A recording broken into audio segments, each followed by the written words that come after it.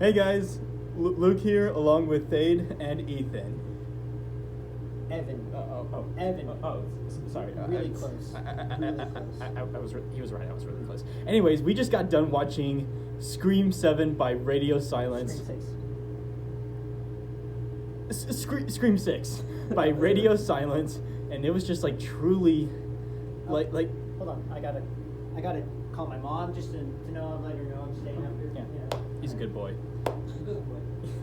Anyways, this movie just really cranked it up, like that one girl said when they were explaining the rules of like requel sequels. I'm gonna call. Hello.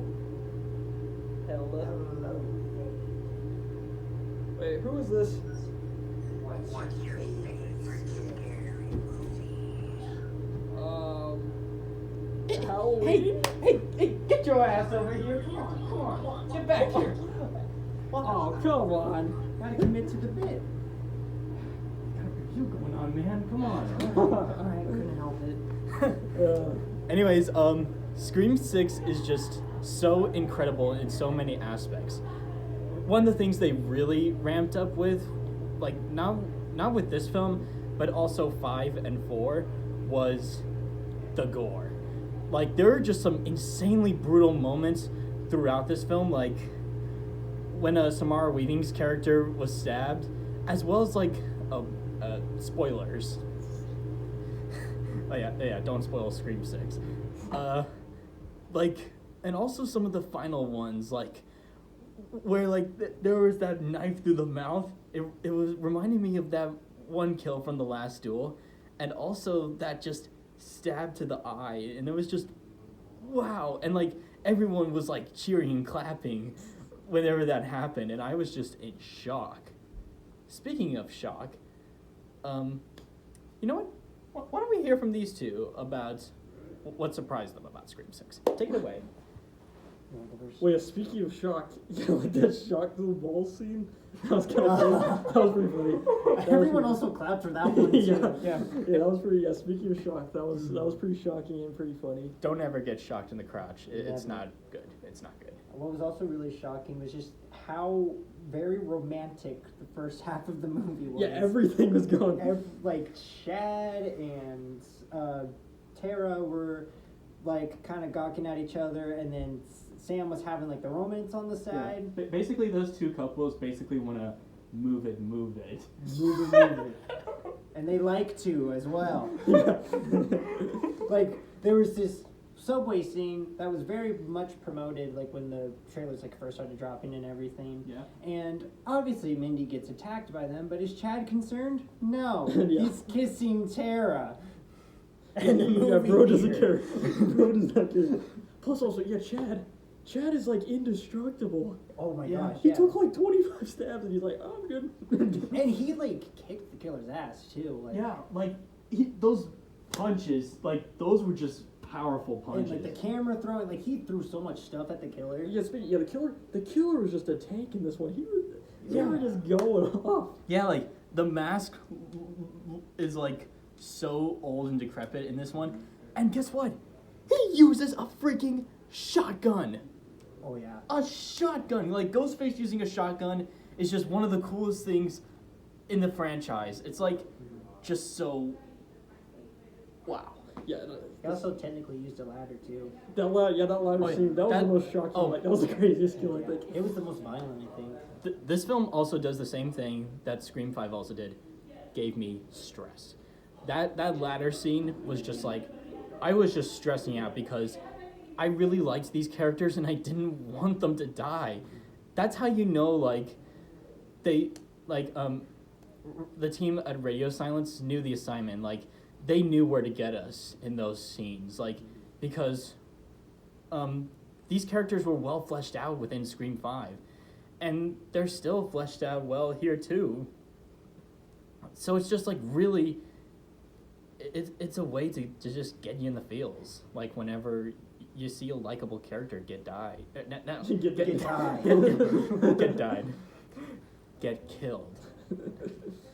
Yeah, overall it was a pretty good movie, I thought. And like the new characters also had pretty great personalities too. That's true. The only thing that was probably underwhelming, well, spoiler, like more spoilers. Yeah, spoilers. Pretty much the killers was kind of the underwhelming part. Yeah, and there were when each Scream movie, there's always like hints as to there's like significant clues as to who the killer is. That you get them in all the way back in 1996 with Scream 1. There's very subtle hints in Scream 2 and Scream 3's an oddball. We don't really talk about Scream 3 unless necessary. I actually kind of like Scream 3. I like it ironically, But I will say, Roman wasn't a good Ghostface. Roman was not. No. Now, the Ghostfaces in 4 and 5, on the other hand, those are good Ghostfaces. Yes, you could tell how Jill was the killer, and you can tell how Amber and Richie were the killers as well. Like, there's like hints and like clues on the characters. Amber had the bruise on her shoulder, and all this stuff, and Richie kept talking about stab in every scene that he was in. And in this one, there's clues. Kind of. Well, yeah, they were alluding to Kirby a lot. Very much so. Yeah. The movie tried making you think that Kirby was going to be one of the Ghostface, and honestly, I thought she was, but then, no, she wasn't. Mm-hmm. But I will say, like, it was kind of insane to see two Ghostfaces at the same time, and that knife wipe at the same time. That just... Oh, that just hits the spot. Mm-hmm. Yeah, a lot of the stuff was pretty, like, they made it really, like, visceral. Yeah, like, stylistic and visually, when it came to, like, the ghost faces or even, like, suspects of ghost face, they hit it home. Yeah. Very much so. But with the actual reveal itself... Yeah, the like, reveal was kind of... Yeah, it's just... Yeah, it built up, like, the build-up was amazing, and then it was, like, the reveal was like, okay. Yeah, it's like whenever Roman was revealed to be the Ghostface, like you could just tell Sydney had no idea who this person was because she never met him. At least like some people say Mickey also wasn't a good Ghostface. Yeah, Mickey's good, but at least Sydney knew who Mickey was, so it like really shocked her. Yeah. Plus, something else I will say is that Paramount has learned their lesson. In 1989, they brought one of their horror icons to New York, and it just ended up being total shit. And that shit was called Jason Takes Manhattan. There's a reference to Jason. Oh, yeah, Jason was Manhattan yeah, in the film. Yeah, The guy from Budapest Hotel and Spider-Man Homecoming was watching Jason Takes Manhattan. But Paramount learned their lesson. The characters even took Manhattan off screen.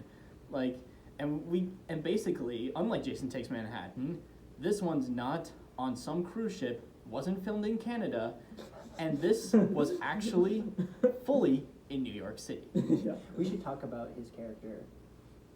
Who? Spider-Man guy. Oh, yeah, Oh, yeah. that was a pretty cool... Reggie. Yeah, that was Yeah. a cool intro. I like the intro. Yeah, same thing with Samara Weaving's character.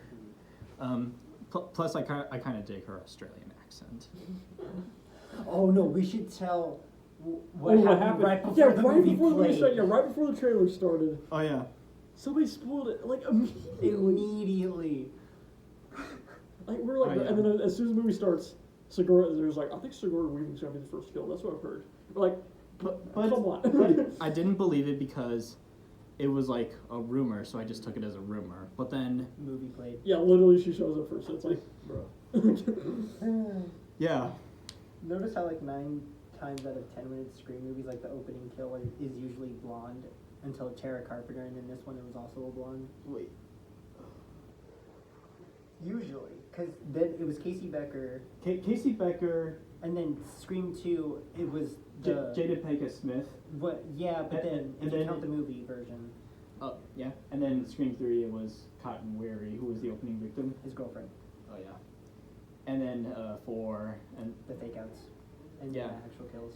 but this one also kind of broke new ground, just like Scream 5, where Scream 5 subverted, whereas like the opening victim survived. This one we get to see like not only the victim get killed, but then we also get to see who was killing it, and then we get to see that person get his ass handed to.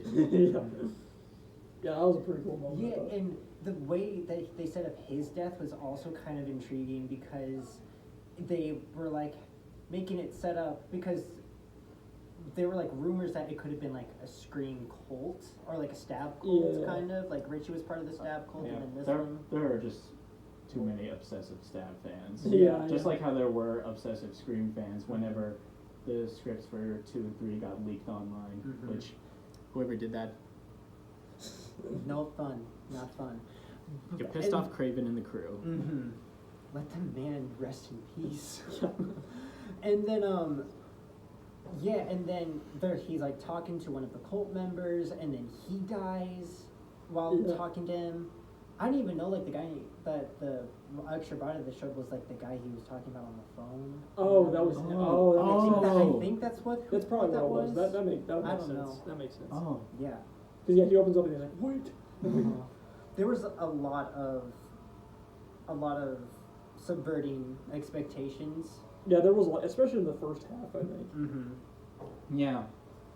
And I forgot to mention about stress. Another thing that stressed me out was Ghostface versus Gale Weathers, and also like going back to subverting, you get to see Gale miss, but then she just gets punched by Tara. Yeah. Yeah, that's right. I will say this. I'm very disappointed with what they did with Gail, with her character. I think if they were going to bring up the book and bring up like Richie and everything, it should have just been in her book about Dewey, how she mentions like their thing, but she kind of took a step back because her whole character development in 5 was like, no, I'm not going to write a book about these guys, I'm going to write about Dewey, and then they take that all back just to make Yeah, I feel like that would have been interesting because like it would have been nice for once, like Gale, like if Gale was able to just understand like and like make something about like Dewey and not like another murder, that would be a great way to like close her arc throughout the whole franchise. Exactly. Yeah. They kind of took a step back with her and made her kind of Yeah. a version of her Scream 2 character in a way. Yeah. And I understand why they did it, and I didn't like necessarily fall out of interest with her. I just thought that wasn't like the best move for her character. Yeah. Moving But I forward. will say, Courtney Cox, if you're watching this video, you do a great job playing a real bitch. Like, you're a great actress, and your work on the Scream films is just totally great, as well as Arquette and Campbell. Yes. Which, something, like, I was a bit hesitant because, like, this is the first Scream without Neve Campbell, Sidney Prescott, but at least the filmmakers, or Radio Silence, knew what to do. They didn't do, like, what they did with Independence Day Resurgence and killed Will Smith's character, like, either off-screen or just say he died. They said they gave Sidney, like, a happy ending, and that's all I need. I think that's a really great way to like to not have Sydney in the movie. Yeah. And there's no like you can't take away her character off screen unless it's like positive. Yeah. Or at least leave it open. Yeah, it could if she change. could come Yeah. back. Yeah. You can't just kill Yeah. off screens too much. And she's the base of the franchise. Yeah. Still. Yeah, like Campbell's performance is like one of the best, not just within this franchise, but also in the whole horror genre itself. And like with each film, Neve Campbell understands the assignment, and yeah, like she's the one who's like holding this torch, like, or she's on top of the world within this franchise. Well, I think this is probably the longest review I've ever had on my channel. I want to thank you guys for being a part of this. Of course. And support Scream 6 in theaters. It's great, and Radio Silence did such a good job, and Paramount knew this because they already greenlit Scream 7. So I'm really excited to see what they're going to do next with this very consistent franchise. We should do a knife swipe and sync. Oh yeah, ready? 1, 2, 3.